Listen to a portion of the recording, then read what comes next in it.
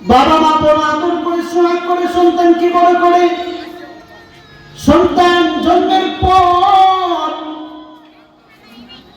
সন্তান যখন মায়ের সাথে ঘুমায়, যখন মায়ের সাথে ঘুমাইতে গিয়া সন্তান প্রস্রাব করে দেয়, মা সন্তানকে বুকে আঁকড়ে দেয়, সন্তানকে কষ্ট দেয় না। মা ভিজা জায়গায় ঘুমায়, সন্তানকে ঘুমাইতে দেয় না, সন্তানকে শুকনো জায়গায় ঘুমায়। এক সাহাবী রাসূল সাল্লাল্লাহু আলাইহি সাল্লামকে বললেন, ইয়া রাসূলুল্লাহ, ইয়া হাবিবাল্লাহ, আমি কার খেদমত করব? রাসূল বললেন, তোমার মা। দ্বিতীয়বার বললেন, কার? তখন রাসূল বললেন, তোমার মা। তৃতীয়বার জিজ্ঞেস করলেন, কার খেদমত করব? ইয়া রাসূলুল্লাহ, ইয়া হাবিবাল্লাহ, আল্লাহ রাসূল বললেন, তোমার মা। চতুর্থবার জিজ্ঞেস করলেন, ইয়া রাসূলুল্লাহ, ইয়া হাবিবাল্লাহ, চতুর্থবার আমি কার খেদমত করব? আল্লাহ রাসূল বললেন, তুমি তোমার বাবার খেদমত করবা। এই তিনটা কাজ কোনো বাবা করতে পারে না।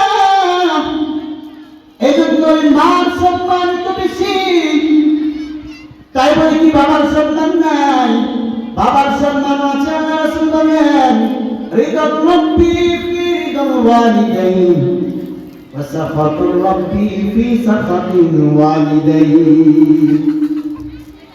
যে তোমার বাবা মা তোমার উপর রাজি হইয়া যায়, তাহলে তুমি মনে রাখিও তোমার রব তোমার উপর রাজি হইয়া গেছে।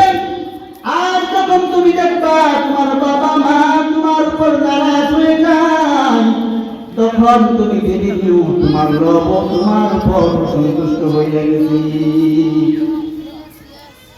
মা বড় দামি সম্পদ, যার মা নাই